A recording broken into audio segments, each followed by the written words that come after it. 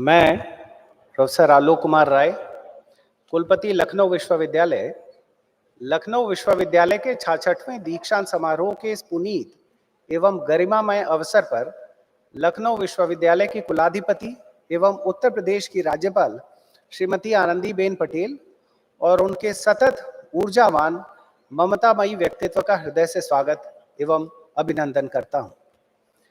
आपके सरल, सबल, सतर्क मार्गदर्शन को नमन करते हुए मैं पूरे विश्वविद्यालय परिवार की ओर से तथा अपने निजी ओर से हार्दिक स्वागत एवं अभिनंदन करता हूं। पूर्व के दीक्षांत समारोहों में आपके उद्बोधनों ने हम सबको साहस, सामर्थ्य एवं शक्ति प्रदान की है, इसके लिए विशेष कृतज्ञता प्रेषित करता हूं। दीक्षांत समारोह में पधारे कार्य परिषद एवं विद्या परिषद के सम्मानित सदस्यगण, विश्वविद्यालय के समस्त सम्मानित शिक्षकगण, महाविद्यालयों के प्राचार्यगण, दीक्षांत समारोह में अलंकृत होने वाले पदक प्राप्तकर्ता, उपाधि प्राप्तकर्ता, प्रिंट एवं इलेक्ट्रॉनिक मीडिया के सम्मानित साथी, आमंत्रित अतिथि, विश्वविद्यालय परिवार के समस्त अधिकारी, कर्मचारी व मेरे प्रिय छात्र छात्राओं, आप सभी का मैं लखनऊ विश्वविद्यालय के 66वें दीक्षांत समारोह के इस शुभ अवसर पर हार्दिक स्वागत करता हूं।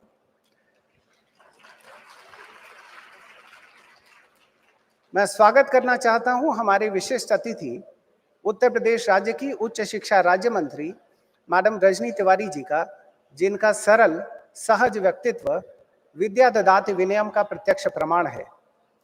ऐसी विदुषी राजनेता निश्चय ही उत्तर प्रदेश की उच्च शिक्षा के लिए वरदान स्वरूप है।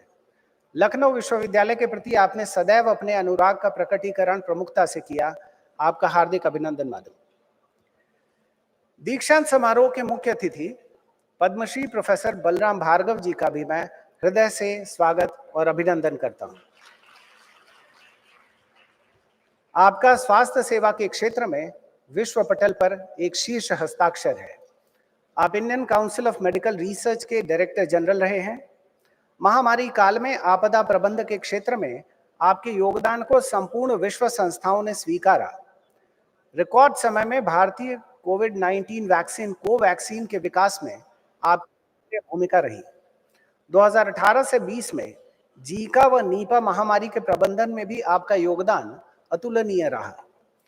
लखनऊ विश्वविद्यालय को गर्व है कि आप हमारे पूर्व छात्र भी हैं।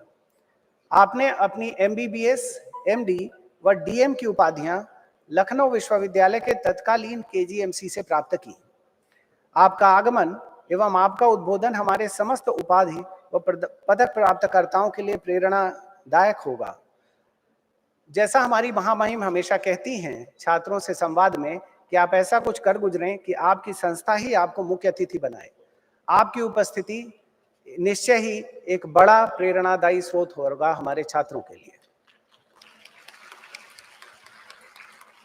मैं स्वागत करता हूं मानद उपाधि प्राप्तकर्ता डॉक्टर संदीप गोयल जी का, जो भारत की एक नामचीन advertising and media company Rediffusion India के चेयरमैन का मैनेजिंग डायरेक्टर हैं।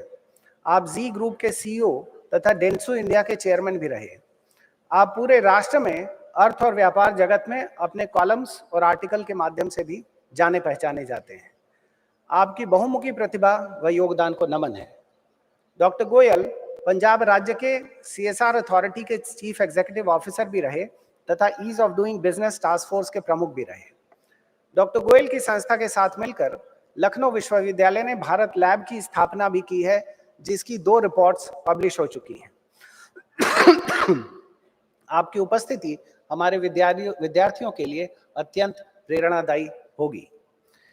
भारत में शिक्षा के महत्व की चर्चा अति प्राचीन एवं विश्व प्रसिद्ध है।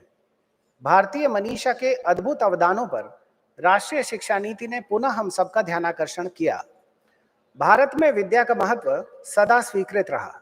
हमने माना कि विद्या मुक्तिदायिनी हो, जो हमें सभी बंधनों से मुक्त करे। अपनी मूल रचनात्मक शुद्ध प्रकृति के साथ हम सब सत्यान्वेषी हों, सत्यवादी हों और सदाचारी बने, ऐसी ही प्रार्थनाएं हमारे सभी गुरुकुलों को झंकृत करती आई हैं। भूतकाल के वैभव की स्मृति का महत्व भविष्य में ऊर्जा प्रदान करने हेतु आलंबन बन सकता है, जिसे हम अपने कर्म और संकल्प के माध्यम से प्रकाशवान बना सकते हैं। तमिल भाषा के महाकवि सुब्रमण्यम भारती ने सभी को शिक्षा पर बल दिया। गुरुदेव रविन्द्रनाथ टैगोर ने कहा कि शिक्षा वह नहीं जो सिर्फ जानकारी दे, अपितु शिक्षा वह है जो वातावरण के साथ हम सबको सह अस्तित्व में रखे। ऋग्वेद में कहा गया, आनो भद्रा कृतवो यंतु विश्वतो दद्भासो अपरितास उद्भिद।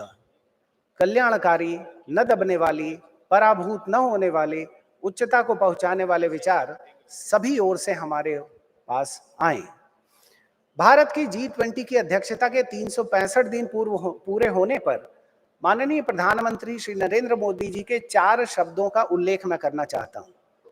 उन्होंने कहा, समावेश अर्थात इंक्लूसिविटी, क्रिया आधारित योजना अर्थात प्लानिंग विथ एक्शन, महत्वाकांक्षा अर्थात एम्बिशन और निर्णय क्षमता अर्थात डिसीजन मेकिंग।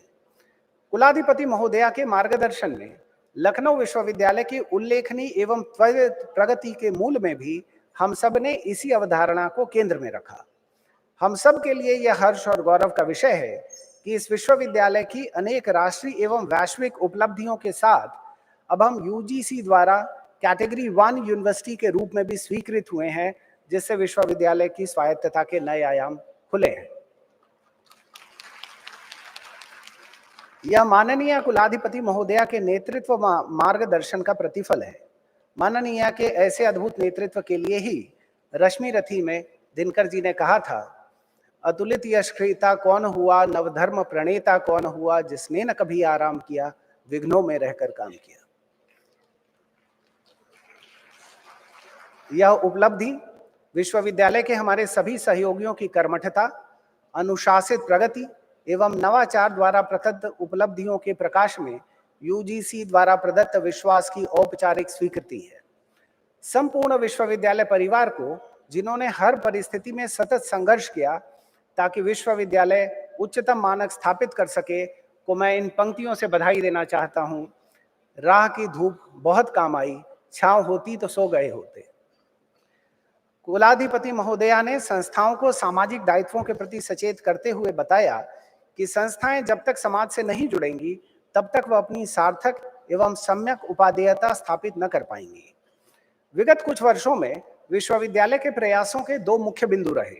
एक ओर समाज के हर वर्ग के लिए उत्कृष्टतम शोधपरक शिक्षा उपलब्ध हो, साथ ही यह सुनिश्चित हो कि विश्व भर में इस शतायु विश्वविद्यालय की पहचान इसकी आयु से कम और देश और समाज में उसकी उपलब्धियों और योगदान से ज्यादा हो।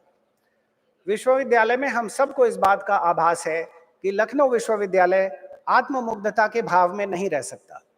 हम सब इस दायित्व बोध से बंधे हैं कि प्रदेश व देश की उच्च शिक्षा के उन्नयन में हमारी भूमिका महत्वपूर्ण है। विश्वविद्यालय के लिए यह आवश्यक है कि वह पूरे राष्ट्र को अपनी गरिमा और श्रेष्ठता से अभिसिंचित करे। It is important to realize that word has moved beyond Industry 4.0, Society 4.0 and Education 4.0 in a very short span. The word is coming back to an era where the role of individuals have again been brought to the fore. Phases of industrialization that started from hunting to agriculture to machinization to information and communication technology came back to human centricity, resilience, and sustainability. And this was known as Industry 5.0. It added a personal human touch to the Industry 4.0 pillars of automation and efficiency.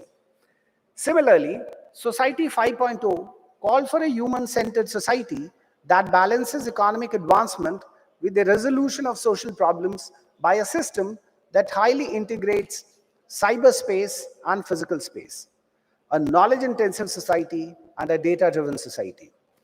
To address this shift in society, Education 5.0 has been developed, which talks more about humanized teaching with a focus on students' social and emotional development and solutions that improve life in society. Education 5.0 focuses on developing 21st century skills such as critical thinking, creativity, and problem solving rather than just routine learning. I proudly say that this has been our focus while implementing National Education Policy 2020. आज इस अवसर पर मुझे गुरु वशिष्ठ का उपदेश भी याद आ रहा है, जहां उन्होंने श्री राम से कहा, ज्ञानवानेन सुखवान ज्ञानवानेव जीवति ज्ञानवानेव बलवान तस्मात् ज्ञानमयो भव। ज्ञानी व्यक्ति ही सुखी है, वही वास्तव में जीता है। जो ज्ञानी है वो बलवान है, इसलिए तुम ज्ञानी बनो। विद्यार्थियों का सर्वांगीण विकास हो, वो कौशल, दक्षता व ज्ञान के साथ सेवा भाव से प्रेरित हो, यही हमारी संकल्पना है। 103 वर्ष पुरानी इस संस्था के विद्यार्थियों के रूप में आपका दायित्व है कि आप इस संस्था की कीर्ति को चारों दिशाओं में फैलाएं। आपके साथ इन वर्षों में विश्वविद्यालय के सभी उपलब्धियों में आपका योगदान अंकित है। उपाधि धारकों के अध्ययन काल में ही विश्वविद्यालय ने अनेक राष्ट्रीय अंतर्राष्ट्रीय सम्मान प्राप्त किए। संस्था आपके योगदान से प्रकाशित है। और अंत में श्रीमद् भागवत में भगवान कृष्ण द्वारा कही गई इस उक्ति से स्वस्ति अस्तु विश्वस्य, यानी संपूर्ण विश्व में आशा और संचार का शांति का संचार हो, से मैं पुनः दीक्षांत समारोह की अध्यक्षा माननीय कुलाधिपति महोदया एवं समस्त अतिथियों का स्वागत एवं अभिनंदन करता हूं। जय हिंद, जय भारत।